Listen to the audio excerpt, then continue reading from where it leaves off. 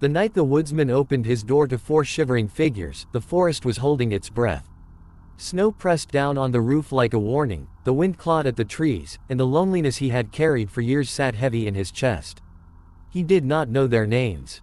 He did not know their past. All he knew was that if he turned them away, something inside him that had already survived too much would finally break. If you believe in kindness, second chances, and the quiet power of doing the right thing when no one is watching, take a moment right now to like this video, comment your thoughts, share it with someone who needs hope, and subscribe to Wild West Tale.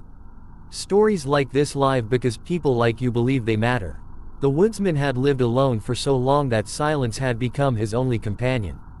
His cabin stood deep in the wilderness, far from towns, far from roads, far from memories he did not want to touch. Each morning he rose before the sun, split wood with hands hardened by years of labor, and disappeared into the trees with his axe. He worked until his muscles burned and his mind went numb, because numbness was easier than remembering. When night fell, he returned to a single chair, a single plate, and a fire that crackled but never spoke back. He told himself this was peace, but peace does not ache the way loneliness does. Years earlier, life had taught him how quickly warmth could be taken away.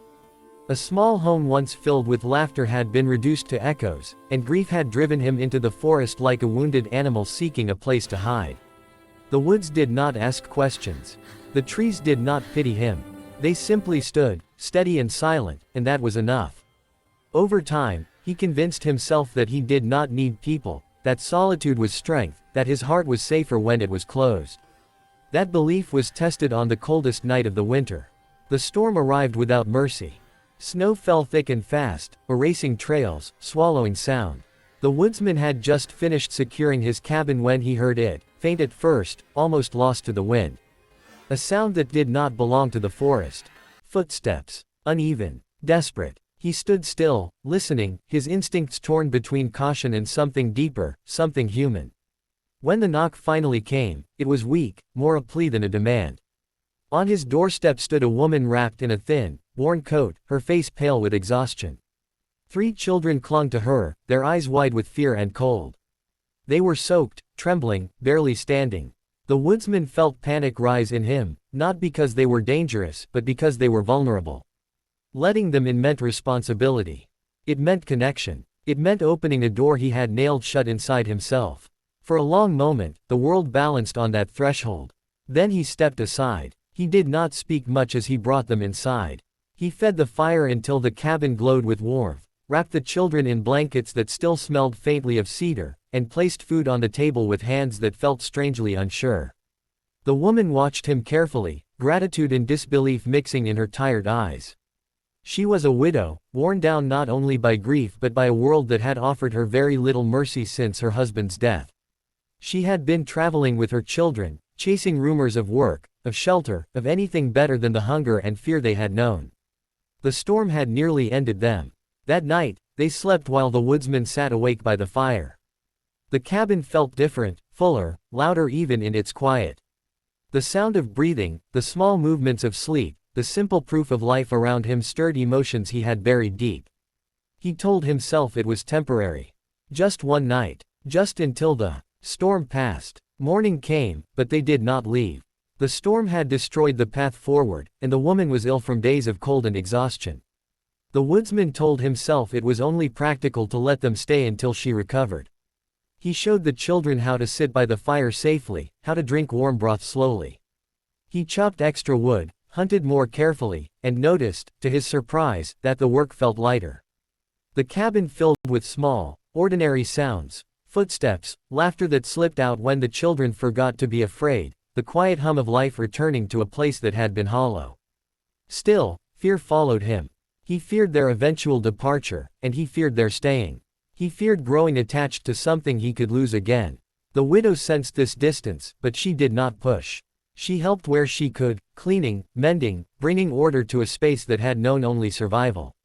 The children, curious and resilient, slowly claimed corners of the cabin as their own.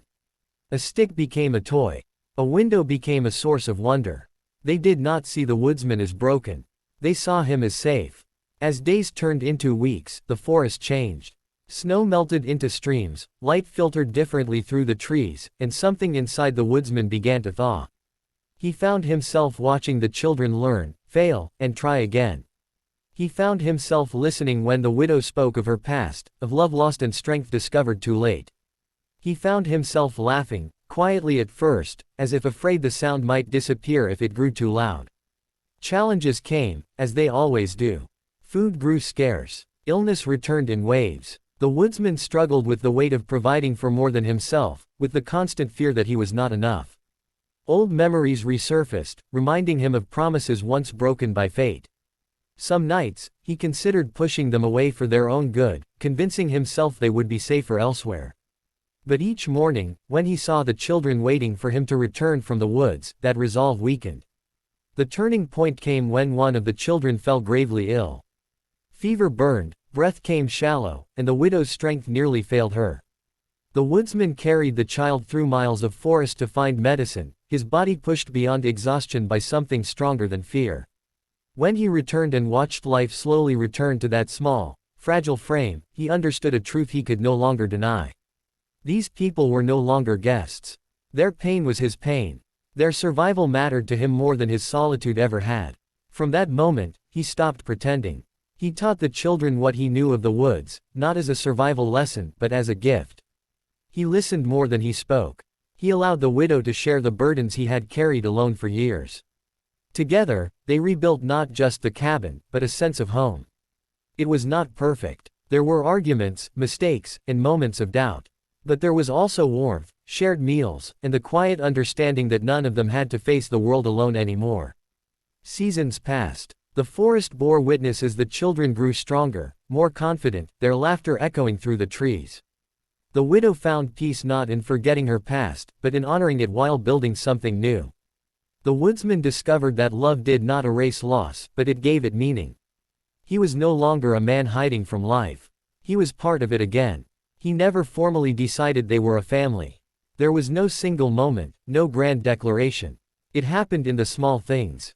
In the way the children ran to him without hesitation. In the way the widow trusted him with her fears.